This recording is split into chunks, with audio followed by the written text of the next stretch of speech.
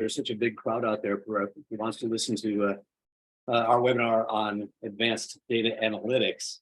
I'd like to start out just by saying thank you very much to Sedgwick Brand Protection for sponsoring this webinar series and this particular webinar, and our friend Chris Harvey, who's been a tremendous supporter of these webinars. Sedgwick allows us to keep these webinars free of charge for all participants. So thank you very much, Sedgwick. So I am Don Mays. I'm your moderator for this webinar. Normally Ken Ross is the moderator, but he handed the reins over to me for today. I am the founder of Product Safety Insights, my consulting practice, but I'm also the vice president of the Society of Product Safety Professionals. I am thrilled to introduce two great experts on today's subject. Alan Abrahams is associate professor in the Department of Business Information Technology, Hamline College of Business at Virginia Tech. He is also a director of their executive PhD program. Dr. Abrahams' primary research interest is in developing text analytics techniques for detecting product safety issues. In addition, Alan has been instrumental in working with SPSP and ADK in developing a product safety certification program, which is currently ongoing at Virginia Tech. Also on our panel is a former Deloitte colleague of mine, Derek Snadoff. Derek is principal with Deloitte Transactions and Business Analytics. He specializes in proactively detecting and preventing significant risk events, such as product safety and quality issues, machine failure, fraud, and cyber incidents.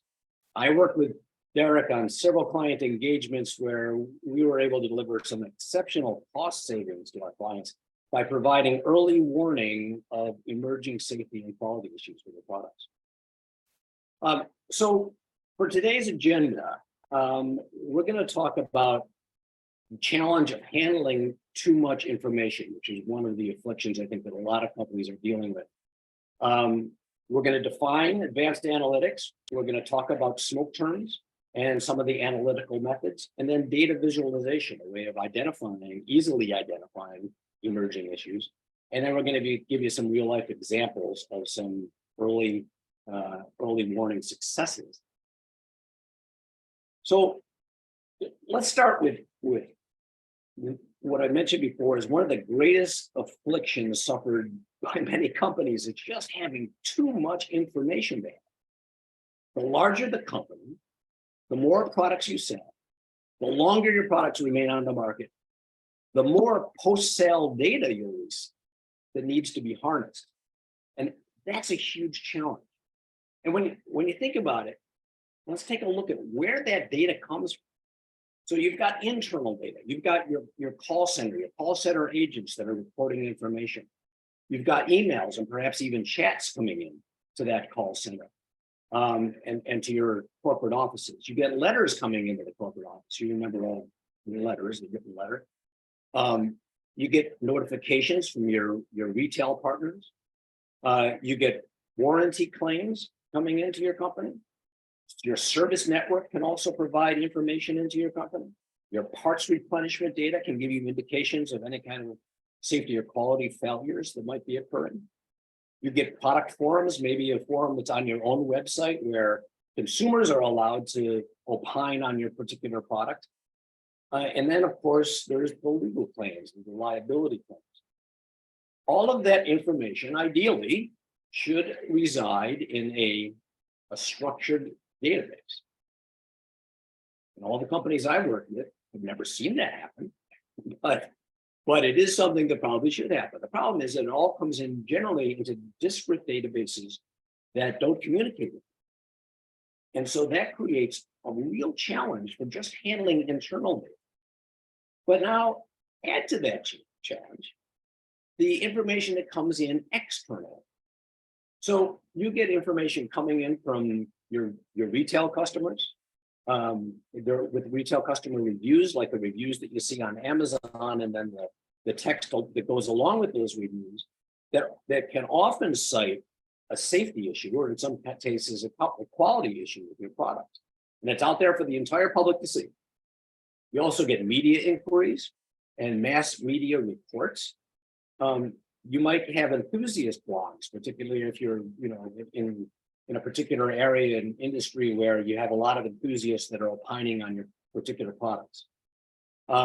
There's social media posts. Boy, I've seen this. I've seen people set up Facebook groups just to complain about a product, or Twitter. They get information from Twitter. And then there's the CPSC data.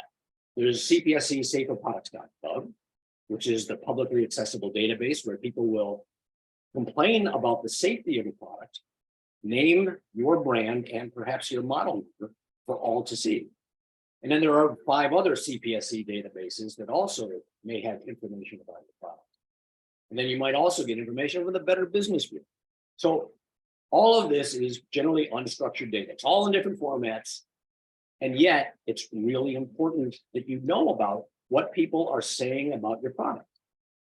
The number one reason why companies get fined by the CPSC is because of delayed reporting or non-reporting of the safety issue. Some of that is deliberate. I mean, companies trying to avoid a recall or bad PR. But I believe that most companies want to do the right thing. The problem is often that they didn't collect or analyze all of the incident data that was available to them until they were under the CPSC's microscope. So what they may have thought was a rare event may have turned out to be a common failure mode of a product that could impart a serious safety issue. That's particularly true if you try to pull all of that information together from all of the channels that you see in front of you.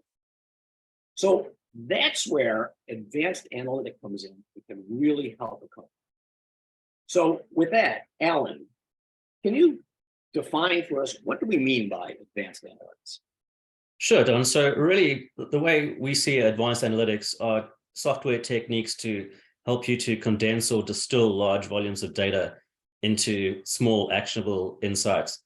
So to give you an example from one of the retailer clients we worked with, they had a product category where they had 64,000 online reviews from customers, and they were concerned that there might be hazard reports buried within those, and we were able to use advanced analytics to help them narrow down those 64,000 reviews to 161 that really demanded further attention, and give them a small set of data condensed from a massive set that they could actually chew on and work through without being overwhelmed. So for us, I think analytics is really a distillation process about moving from huge volumes to small volumes. It's often involves some graphical insights on the data, but sometimes it's just about filtering the data and throwing out all the noise and leaving you with just the nuggets that you need to act on as a product safety professional. So I know that one of the techniques is that when analyzing this data, you try to set up sort of smoke words or smoke terms. Can you talk about that a little bit? Sure, absolutely, Don. So when we speak to product safety professionals and we ask them what are the key hot words that you look for when you're scouring through your internal data or your call center contacts, they typically tell us that the most important words they look for are the words hospital, doctor, and lawyer. And it turns out, that's the horse is already bolted out the barn by the time you see the words hospital and lawyer, because those are the folks that have already been injured and are wanting some compensation. Whereas you really want to be ahead of the game and looking for safety concerns before they turn into a hospital encounter or before they turn into a lawyer's consultation. And we've actually gone through huge amounts of data. The slide that you're seeing over here is a study we did on 185,000 product reviews from Amazon. And we've picked out words that are substantially more prevalent in safety concerns than in non-safety concerns. In other words, concerns that people might have about the product that relate to, say, color or price or things like that. And it turns out that words that are substantially more prevalent in safety concerns run a huge gamut of different categories. And you very seldom see words like hospital and lawyer. You're more likely to see expected words like dangerous and safety, and some unexpected words like recall. And so this particular slide, which I think the audience can look at in more detail offline when they receive the slide pack, basically divides up the common smoke terms that we encounter into different subcategories, and really gives you some insight into particular words that you should be looking for in your customer feedback that are really indicative that there's probably a safety concern being mentioned in that customer feedback. Now, the bad news with this process is it's very product category specific. So this is a generic list of words that apply across product categories, but it's actually really important to go beyond that and look at your specific product categories that you're selling and look for smoke terms in those specific product categories. So on the next slide, we have some smoke terms that are peculiar to the countertop appliance industry.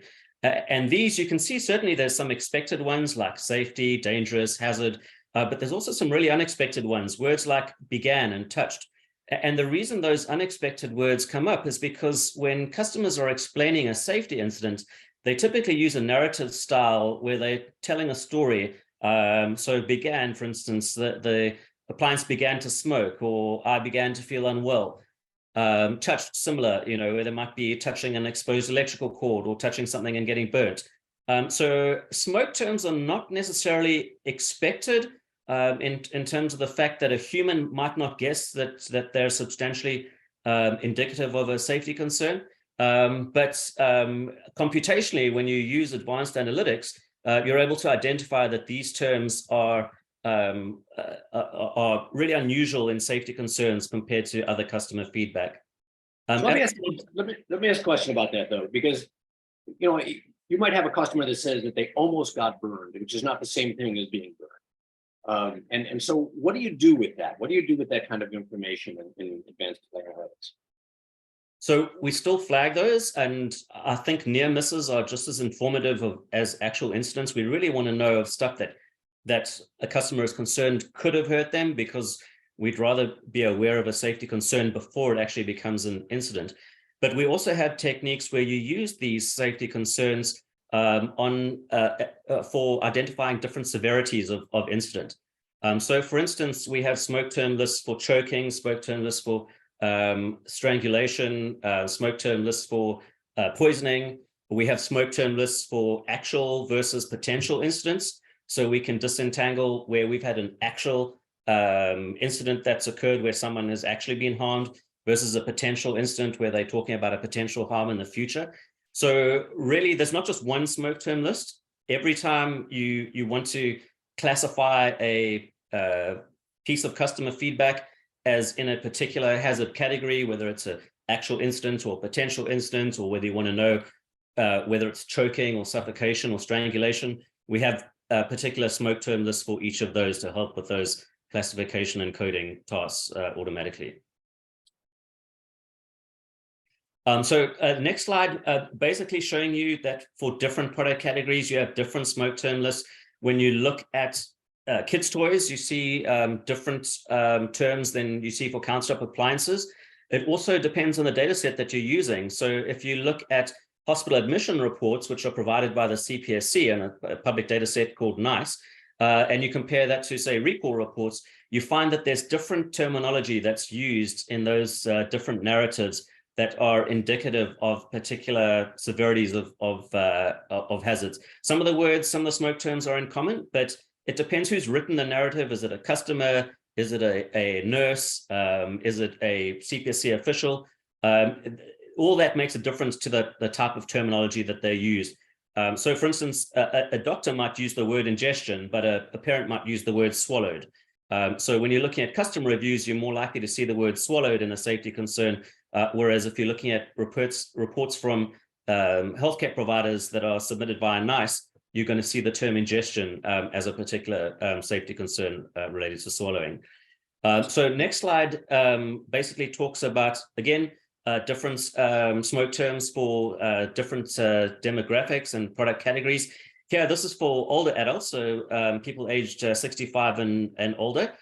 You see words like detached, slippage, unbalanced, bloating, splay, unevenly. All these words are indicative of potential issues where the products could result in harm as a result of a product defect.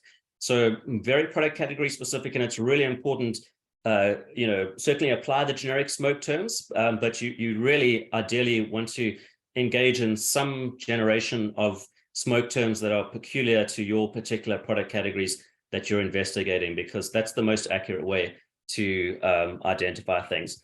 Now, you might be thinking, well, what about sentiment analysis? Why don't we just look for where customers are angry and try to identify safety concerns that way? So in the next slide, we show something which we call a lift chart, which basically shows how rapidly you can identify safety concerns from a sorted list where you've ranked the items using different ranking techniques. So we ranked items using sentiment analysis, looking for the most negative sentiment.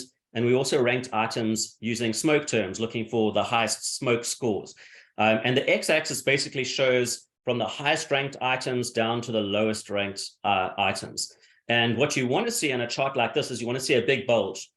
You want to see techniques that are able to identify a large number of safety concerns, which is the y-axis, in the top ranked data, which is the x-axis. So if you look at a small number of top ranked items, say the top 100 reviews, you'd love to see a lot of safety concerns in those top ranked items. And what you see if you compare smoke terms and sentiment is if you look at the top couple of hundred items, smoke terms have the biggest bulge. They identify the most safety concerns on the y-axis, compared to sentiment analysis, where sentiment analysis might identify a few safety concerns, but in some cases, sentiment analysis is barely better than a random sorting of the items. So this is really critical. Most folks intuitively think that angry customers are going to be indicative of safety concerns. But if you look at the actual data, and we've looked at huge volumes, it's really an important finding to notice that sentiment is more commonly used for folks who are upset about price, upset about quality, upset about color, upset about durability, rather than upset about safety issues.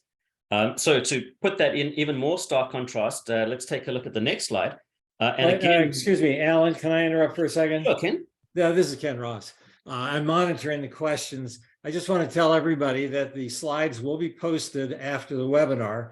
So don't feel like you have to scribble all this information. There's a lot of information in the slides, but you will have it available afterwards. Great. Thanks, Ken. So in this slide, again, we're seeing a comparison of sentiment analysis versus scoring with smoke terms. Sentiment analysis are shown in the top, with the middle and the right-hand columns. So one way of using sentiment analysis is looking at the star rating of an online review and looking at the one-star reviews and looking for safety concerns in there. Well, in this particular product category, which was toys, we looked at 400 one-star reviews, and we found out of those 400 one-star reviews, only 6 of them were safety concerns.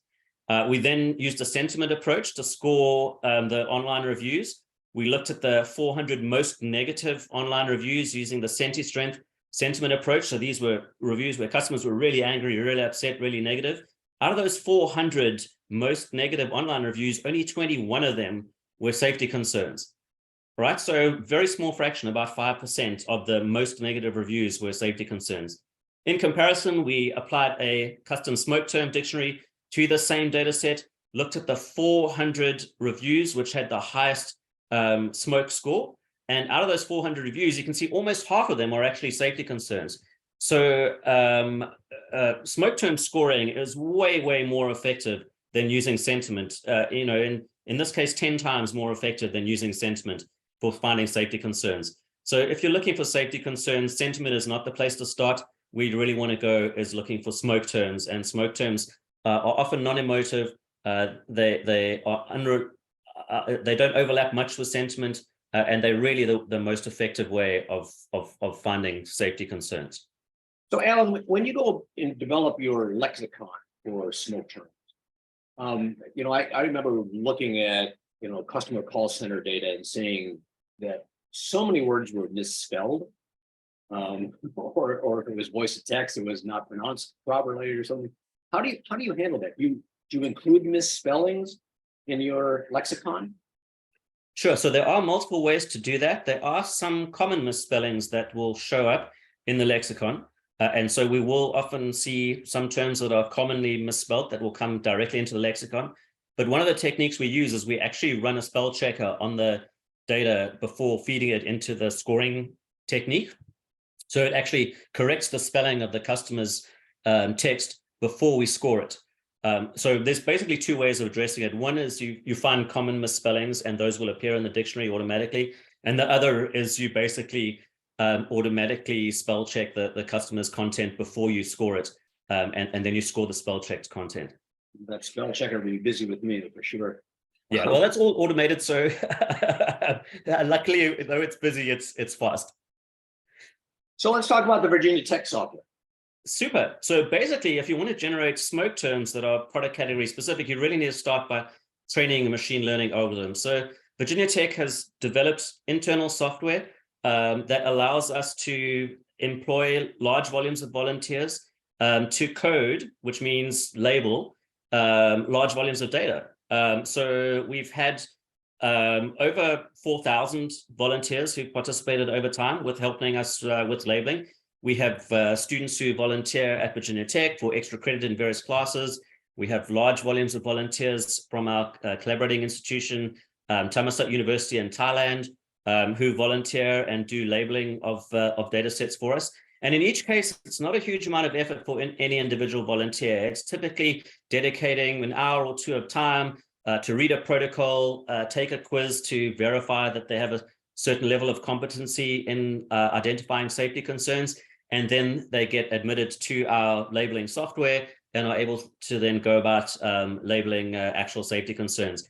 And there's also not much confidentiality risk for the clients who are using the software, because no student has access to the full data set. Any particular student will see 100 or 200 customer reviews, and out of those 100 or 200 customer reviews, there's typically only 1 or 2 safety concerns that any individual student will see. Now, there is commercial software that does similar stuff that companies can use also.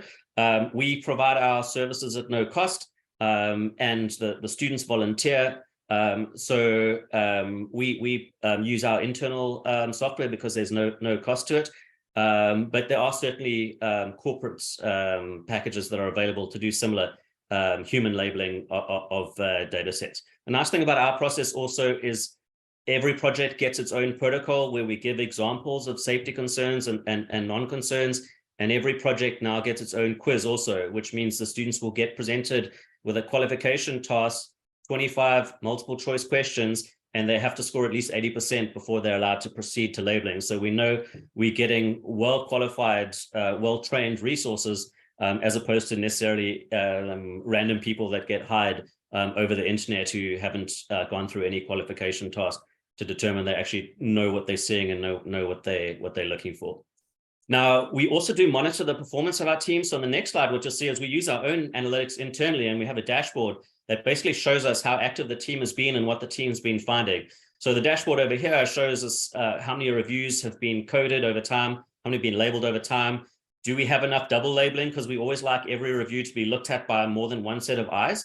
So the pie chart on the left shows us how many eyes have looked at each review. Some of the reviews were looked at by one person, some were looked at by two people. In some cases, we had reviews looked at by 4 or 5 people. So this dashboard allows us to see how many reviews were labeled, how many sets of eyes looked at each set of reviews.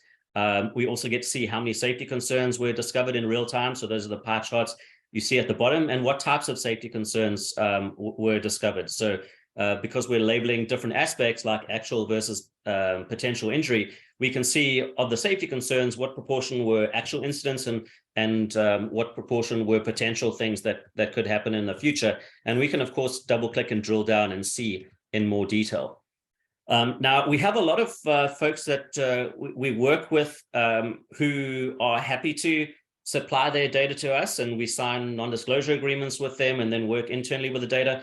But we understand that some folks don't want to supply, very sensitive data externally. So on the next slide, what you'll see is a publicly accessible tool that we've developed. And you can either use this via the web and we don't store your data, or if you don't trust us to not store your data, you can actually download the source code, which is very brief and condensed, and you can actually have your data scientists internally use our source code. Again, it's open source, no charge. And what it does is it allows you to take your data set and generate your own list of smoke terms that's peculiar to your product categories by comparing actual safety concerns to other customer reviews.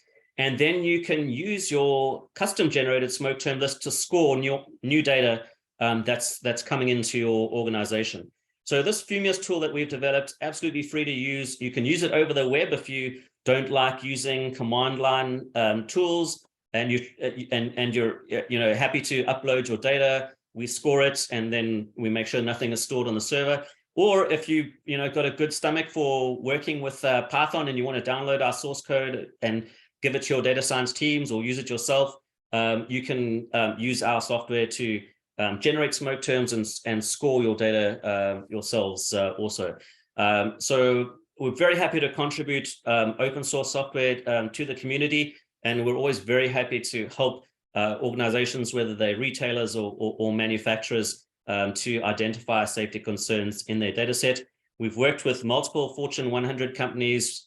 We've worked with New York Stock Exchange listed companies, both at the retailer and manufacturer level. And we're really keen to assist wherever we can with helping with safety concern identification. Well, thank you, Alan. Let's turn it over to Derek and talk about the safety data analytics infrastructure at Deloitte. So all right, cool. Thanks, Don. And Don, as you mentioned, I'm a partner with Deloitte. I lead our product quality and safety practice. Probably have worked with a couple dozen companies in this space over the years, including, as Don mentioned, a few together in partnership. And what I'd like to share today is just some of the perspectives in terms of what we call a safety data analytics infrastructure. So I'll kind of pick up the story where Alan left off. And the idea here is that leading organizations want to automate, continuously monitor for, and act on all the type of insights that Alan just described, and effectively use those smoke words and other advanced analytic techniques to be able to essentially compress the whole safety issue life cycle, is what we talk about. So when you look at the top part of the chart here, there's many steps going from having a hazard occur in the field to getting an alert created, to dispositioning it, escalating it, managing it through a whole case process, and on, all the way through to where that particular hazard is effectively remedied in your safety issue life cycle and your product life cycle. And what's really interesting is there's actually a lot of advanced analytic approaches that can be applied throughout this entire process. We'll focus a little bit more today probably on the identification and maybe prioritization part of it, but all of these can benefit from advanced analytic capabilities, ultimately to provide greater insight and compress the whole timeline to do it as fast as possible. And we'll look on a later slide like why that compression is so important.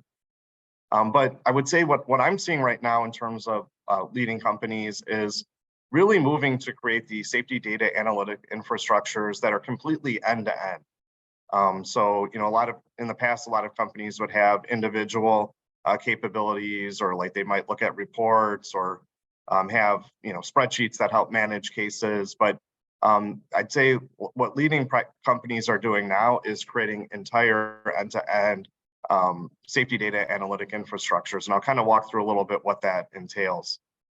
So the first piece of it is effectively staging all your safety data.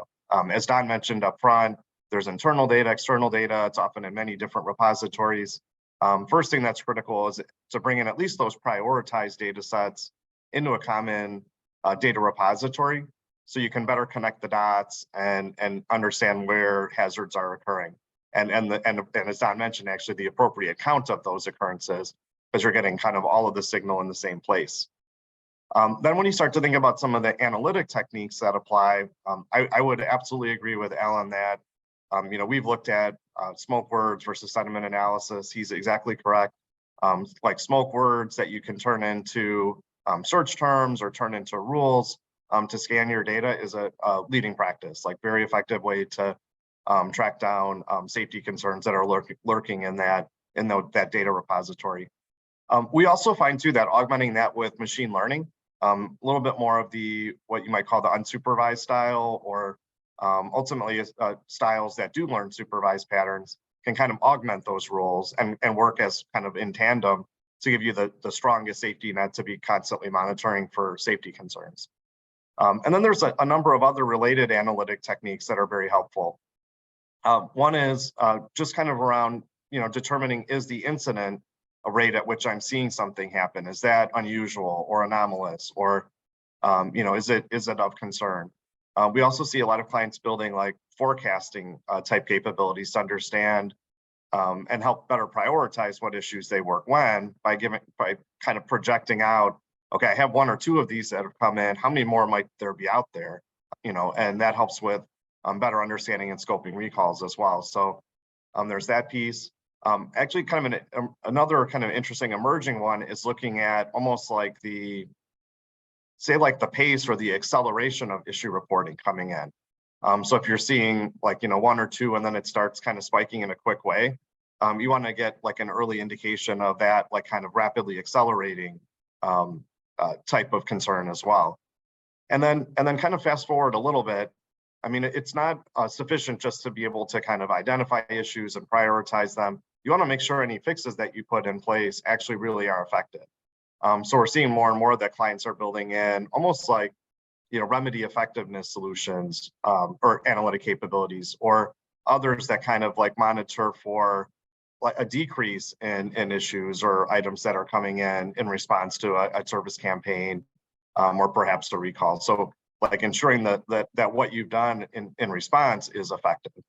And those are just a few examples of all the different kind of analytic capabilities across the end-to-end life cycle. But the other key piece of it too is, really building out, again, end to end, in a sense, a digital twin or a digital version of that whole safety issue life cycle. So those first pieces are providing all the insights, but as an analyst or as an organization, I need to be able to see all of those different alerts in a prioritized fashion, have details around like why the model alerted for something, some explanation of like what is a potential risk and concern, some of those projections and things I mentioned. I want to see that all in one place so that I can understand my alerts and be able to act on them, and even do custom analytics as well to dig into some of those issues and potential root causes. But then once I'm kind of have scoped out an issue and I think there is definitely a hazard at play here, I want to be able to move that into a case management and workflow automation tool as well. Here, like the whole goal is to make sure that cases are being effectively worked. I've seen situations where a caseworker was working on a particular recall and then they left the company and then it sat dormant for a year and no one even knew that it had kind of fallen off through the cracks. So you need to have like a case management solution that is, helping make sure that cases are progressing through, meeting different timelines that are required, getting alerts in this case to say, hey, something is stuck at a certain level, or we might need more resourcing. This one isn't moving fast enough. But this is all about making sure that those safety concerns are appropriately triaged and addressed quickly. And then the last piece I'd mention, and this is often overlooked, but is having a whole end-to-end process monitoring analytic capability as well. So this is, like for executives to be able to understand like where are my issues occurring? Where am I seeing them? How are they being triaged and addressed? Like, how am I closing those issues? And like, how are my campaigns and my recalls working? So it can operate kind of on that level, like looking at kind of the efficacy of the whole system. But also more and more, since so much of the analytics here are based on artificial intelligence and machine learning, this monitoring also includes a concept called ML Ops, which is basically monitoring like those rules and models to make sure that they don't, what we say, drift or like lose accuracy. And if they do, we want to be able to auto retrain and make adjustments to the models to keep them working at a high level of accuracy. So in brief, like those are like the end-to-end capabilities that we're seeing clients develop in this space, again, so that everything can be very automated, continuously monitored, and then most importantly, acted on. So Derek, let me go back to something you said about life cycle. I would think that you would have to layer on information about when any time that an engineering change has been made to a product, or let's say a recall is executed on a product, because that might determine if you see an acceleration or a deceleration on a particular issue, correct? I mean, you would work with a company, my guess is you would work with a company to understand those timelines so that your analytics would be more meaningful. That's correct. Yeah, and a lot of that needs to happen actually in that safety data staging layer. And this is important to have, we call it like, historical information or provenance around the composition of products at particular points in time. So to your point, like if you change out a supplier for a certain part, or it's a new design build that you're using for a particular product, you need to know those major milestones along the way so that you can appropriately track, what's anomalous compared to like this new standard that's been set versus something maybe 10 years ago. So keeping all track of that through the data and then your analytics is very, very important. So here, I think both Don and Alan both alluded to like, why this is so critical and why this is so important, right? In terms of, products that have issues are continually being built and getting out into the field and people are using them. And so the idea is you really want to compress the whole time process from, I mean, as early as you can from manufacturing, but certainly initial early idea of a problem to resolution. You want to make that as small as humanly possible, right? And so I think when you look at kind of the bottom part of this slide, I think Don calls this the money slide. This really drives home that point of like what that compression really means in terms of how many fewer products are out there to affect the public or potentially endanger the public. So you kind of follow the timeline across the bottom there. If you catch the issue when it's still very small, like in this example, like less million or like less than a couple million products that are out there, and you're able to launch that campaign much sooner because of the early issue identification using smoke words and other approaches. See how much you're able to really contain, if you look at the vertical column there, the number of impacted products that are out in the marketplace. If you catch it early, you keep it small. But whereas like, if it takes, say many more quarters for something to be identified, you first find it out, like in this case, almost like a year later, look at how much more product is out there and how many more people can be affected. And look at then in that case, like how many more products are at risk. So by compressing the whole process, you're keeping the public safer. If you do need to do a service call or recall, it's going to be much smaller. And it's just better for your brand. And especially with so many companies today really competing on quality and safety, it's important that this is well managed. So if we could go to the last slide here. Just wanted to hit very briefly on data visualization. So Alan and I talked a lot about advanced analytics that are important to this process, but I wouldn't want the audience to overlook the value though of just basic data visualization and dashboards to power this whole process. And so like while they're fueled by advanced analytic approaches, having visualizations that allow you to see what's behind an insight from an advanced analytic approach, or be able to drill into that insight and look at Pareto charts about it, or look at descriptive statistics related to that insight. Very important and create and improves the actionability of dealing with that particular alert. So a lot of times where we see like these visualizations coming into play, again, like really end to end, but key pieces of it would be in that early issue identification when you're kind of first sensing for safety problems. You're having good visualizations of all of that. Then, as I mentioned, moving like to the right, that the whole monitoring then, like, so, kind of feeding in information. I have these campaigns running, I have these recalls in operation. I want to be able to make sure that they're appropriately addressing the concern and I'm not seeing repeat issues. So being able to kind of monitor that. If I do have those repeats, I want to get alerted and look at them quickly due to the customer service impact and the safety concern. And then, increasingly too, like for products where this is applicable, a lot more analysis and visualization is really required when you're looking at like IoT and sensor and streaming type information, which more and more is the case. So this is complex data, like this could probably be a whole subject in and of itself, but better visualizing those kind of streaming signals, like, and finding the anomalies within those and understanding the health of particular products and equipment is really helpful. And then the last piece we touched on, which is the whole campaign management, but having kind of dashboards that manage those campaigns, manage the end-to-end process, and help you even monitor and track the performance of your overall system as well, very important. So coupling the advanced analytics with data visualizations that really put the tools in the user's hands, it is really what makes a system like this effective and what leading companies are doing today. Yeah, and certainly visualization of the data is going to be a hell of a lot better than trying to look at spreadsheet after spreadsheet of multiple entries, trying to pick out trends or emerging issues. It's really effective tool. Alan, you showed before word cloud, which is one of the common data visualization techniques. So we've also seen heat maps that are commonly used. When I worked at Samsung, the head of customer service had 8 different video screens in his office, monitoring real time different parts of the customer service operation within Samsung. And it was very, very helpful to sort of pick out particular issues so you can get ahead of a problem.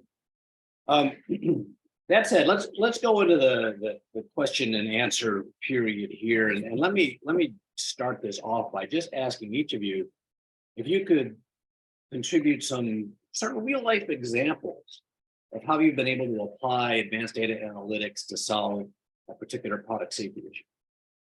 Why don't we start with you, Derek? Sure. Yeah, I can take the first one. So I will actually can't reveal the company name, but just last year we were working with say a large automotive company in this example.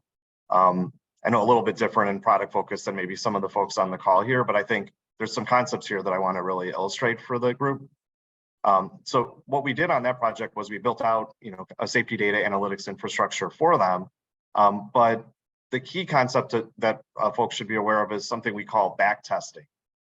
So the idea is like when you build out a set of like smoke words or models or an entire SDAI system, you want to kind of prove to yourself that it's effective and that it would actually like now that it's in place, it's going to help you going forward. And so the idea of back testing actually is you kind of rewind the clock on the data, if you will. And so, back up like 5 years, and then you almost simulate like, what if I had this new safety data analytics infrastructure in place? And as the data was coming in and my smoke words were running and my analytics were running and my alerts were generating, like what would I have found along the way? Like what things would I have caught and when? That's a really great way to kind of like test the efficacy of a system like this. And what we often will do with clients is we'll have them do almost like a blind study with us, and they will give us, say 20 recalls, for example. They'll have us back test, tell them like, hey, here's the date that we found like what ended up being a recall event for you. When did you first find it? And so it's kind of like the final exam in a way for a solution like this. And you're comparing apples to apples though, like what is the first time that my alerting system alerted on it versus when did the company know about it? And you compare those 2 dates, and that'll give you a sense for a few things. One, and importantly, is just, did we find it with the new system? That itself is very helpful, right? Because, like maybe there were some situations that you caught that you were fortunate to catch. Now, you have this backstop and an automated way to catch them. So that's a big plus. But really what you're trying to do is demonstrate you can find it faster than maybe the traditional method or what was in place. So what you're trying to calculate then is like, what's that delta between, kind of like previous methods finding it and then now finding it. Mm-hmm. And then also like how much time is that too? Like, is that giving me a significant advantage, going back to that earlier slide, to compress the whole process and have many fewer products impacted? So just as one example, and I'd say this is representative, I would say, of like results we see when we implement these full SDAIs for clients. For this large automotive company we worked with, we found they gave us 18 recalls to back test. We found all 18 of them. So check, like we found them all like using this approach, which is great. Then 14 of the 18, so roughly 80% of them, we found significantly faster. So again, that's showing like 14 out of 18 recalls you had, this new method would have found them a lot faster than you did in the past. And the average recall time savings, or like early issue identification time savings, was 15.3 months. Wow. So think about like what that means, like, and that's across, again, like large automotive company, 14 different events that they had. The system, had they had it in place earlier, would have got them like over a year jump start on it. So I think that's really the power of these kind of solutions. They, again, from like living in this field, doing a lot of these kind of solutions really work and make a big difference and really protect the public and, kind of the brand and reputation and everything that most companies are aspiring towards. So that's a story from the front line that I would share. 15 months in the automotive field is a tremendous amount of cost savings. Yeah. So Alan, how about you? Can you share some information about? Yeah. So I'll give you an example, analogous to product safety, but from the food safety area, where we looked at a product or a set of food products, and one of them happened to be from my home country, was a nutritional supplement. And we identified severe incidents of vomiting and illness reported at an online retailer 10 months before the FDA became aware of the bacterial incidents via their hospitalization reporting system. So the FDA runs the system called PulseNet, where they see enough incidents of hospitalization from vomiting and diarrhea, they'll do a genetic sequencing of the bacteria. It's called PulseNet, and they then send this to central labs in the US and compare the genetic content of the bacteria to see if there's commonality, and that helps them identify food safety incidents. Well, we actually found that in spite of this multi-million-dollar infrastructure that the FDA has to look for common genetic sequences in foodborne bacterial illness, we could actually spot online reviews for the same product 10 months before the FDA was aware of the safety incident with that product. So, consumer feedback is incredibly powerful at early warning for incidents. And early warning for food is really critical because absolutely, yeah, you get millions of units out there very rapidly, and this particular product had a long shelf life also, so it could sit on the shelf for years and be harmful for years. So it was really important to be able to identify the issue earlier, and we showed it's possible. Unfortunately, in that case, we were late to the game because, again, like Derek, it was a retrospective study. But it's certainly very important that companies be on top of this and not be looking at hospitalization incidents. They should be looking ahead of the game at consumer feedback. So one of the common questions I get is, what's the name of the software package from Microsoft that I could buy to run this advanced data analytics program? You guys want to comment on that? Sure, I can maybe take a first crack at that one. I wish it were that easy.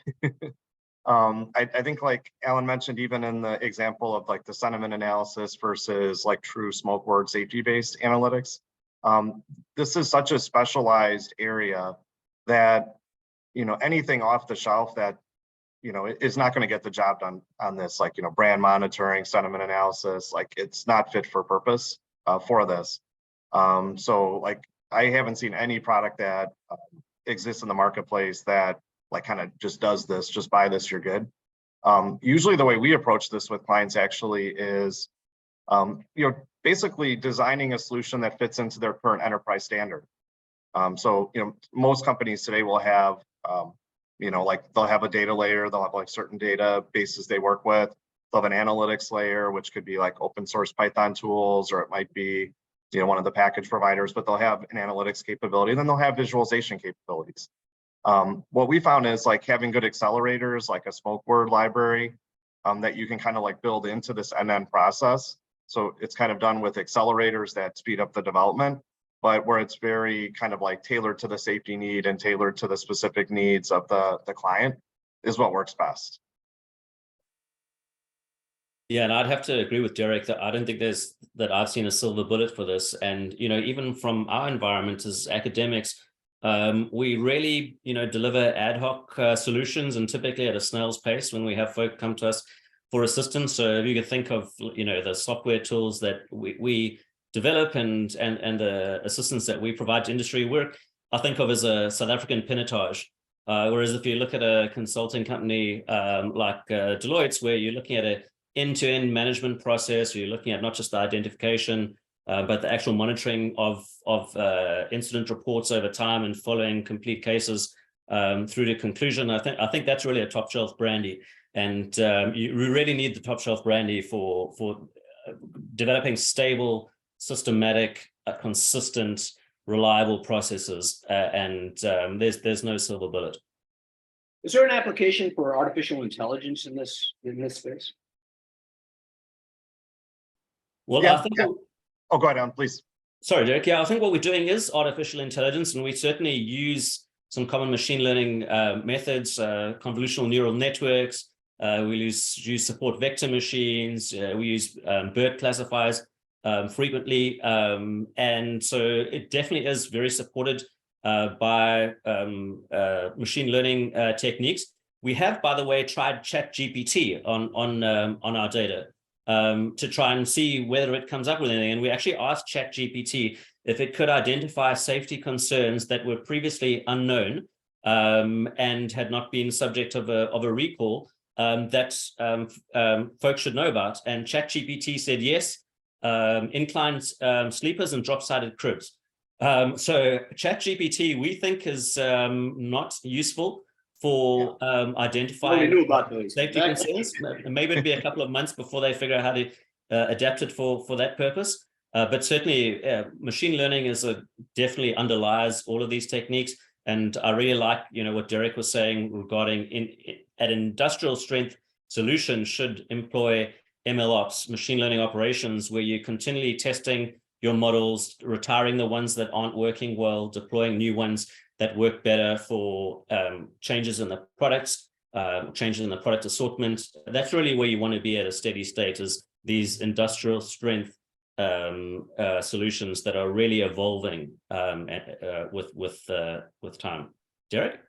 Yeah, Don, I'll just build on that because I think it's very fair to say that the current state of the art includes a lot of machine learning and AI, but like if I'm looking into my crystal ball a little bit for where this field is going to go over the next several years, I think you will see computer vision analytics start to come in a bit more. So the idea that you can kind of visually look at products to understand where there could be safety concerns. For certain products, I think that'll be a bit of an emerging area. That's kind of like a new frontier. So I think kind of the vision part will start to come into play a little bit more. I think you mentioned one too, Don. I think that is kind of more emerging too, which is almost like the interpretation directly of voice. So it's not even translated into text yet, but it's just being able to take sound recordings and call center, the actual recordings of them, and be able to analyze that directly, and that creates more kind of speed and additional insight you can draw from it. So more and more AI is pushing into the space, certainly here and now around kind of the textual approaches, but I think increasingly things like vision, voice, and others are starting to get brought in. Yeah, Derek, I think that computer vision is especially exciting. I mean, imagine being able to point a smartphone at an object and determine if there's a sharp point or a cutout that's too large and doesn't comply with standards or could represent an entrapment hazard for a child or an older adult. I think this computer vision stuff is hugely exciting. So Ken Ross, are there any questions that have come in through the chat? Well, there have, and I'll ask a few. And if we run out of time and you submitted a question, I'll give the questions to our panelists who will write answers, and we will post them on the website.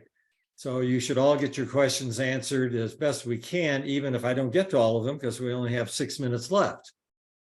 You guys are talking about, sounds like pretty expensive programs. It's interesting because Alan said he's free, and Derek, I assume your company is not.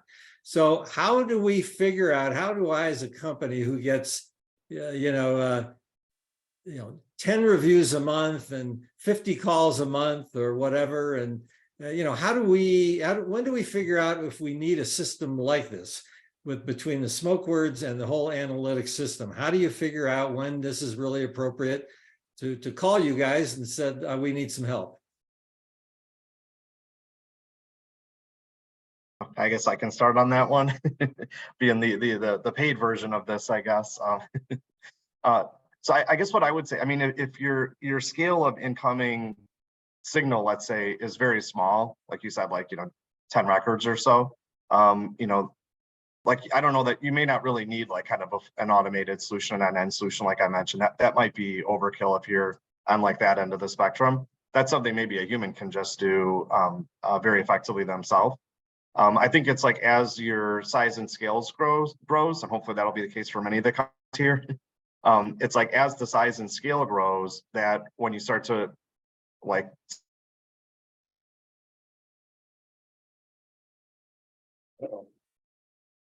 many things going on in like the product mix, I think that's where it's kind of like, then you need to start seeking more of a, like, again, that continuous monitoring, automated and actionable solution. But like, you know, I like the example I gave there, that is definitely the leading practice for large, you know, Fortune 500 companies. But you can skinny that down quite a bit, and there's like light footprint ways to build that for, like, say, medium-sized companies that have all that same capability, but it's in a lighter footprint and it's a lower cost option for you. So that again is why it's like the way we talked about it, really scaling and tailoring to the client problem is really a good way to go, because like one size doesn't fit all in this case. Al, would you have anything? Yeah. Yeah, I would say from the academic perspective, you know, we like to deal with data sets that have already been compiled for us. So we typically get them delivered as a database or an Excel sheet, or we can do some crawling. But I think Don spoke to this challenge, you know, at the really start of the presentation, is that in a corporate environment, your data sets are really heterogeneous. You've got customer feedback that's being emailed in, you've got online reviews on the internet, you've got call center transcripts and logs. So you really need a consulting company to come in there and actually, you know, identify where your data is, how to get it all into a data warehouse, and then how to analyze that data that you've consolidated into your data warehouse. So academia isn't going to help you with those messy real world problems. Academia will help you once you have a clean data set, and we can process it and score it for you. If you really want someone to help you with the messy work, you need that top shelf brandy. Does it make sense to do this as you're designing your product? You can certainly, you know, as you're analyzing risk, doing a pre-sale risk assessment, you're going to identify the hazards right there. Does it make any sense to develop both the smoke words and a system then for gathering information before you even start selling the product? We actually recommend you do it for your competitors' products before you launch into a new category, because a lot of the data is publicly accessible, not just in online reviews, but in hospitalization reports from CPSC. And so you can score online reviews for products in the same product category and determine if there are inherent risks in that product category. So that's certainly something that is feasible and recommendable. Derek? No, I think that's well said. I mean, in general, I always recommend earlier for everything. Yeah.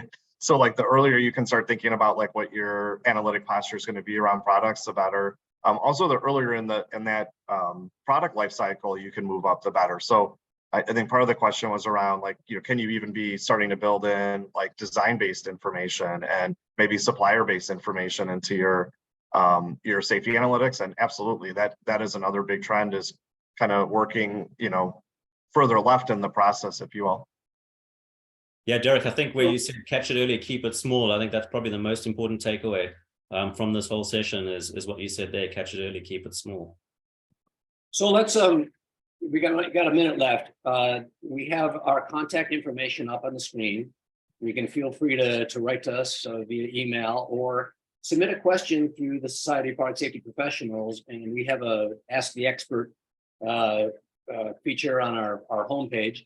You can simply submit a question and we'll answer it for everybody. I also want to show you the upcoming webinars that we have. Actually, on April 26th, we are, for the first time, have a joint webinar with ICWSO on ethics and product safety. So please sign up for that one. The announcement, I think it was out, actually repeated yesterday. On May 17th, our May webinar is going to be about insurance company guidance on product safety. And then on June 20th, we have an international update from Cooley that tells you about everything that's going on in the product safety world in Europe, and there's a lot going on. Also want to draw attention to some of our programs that we have.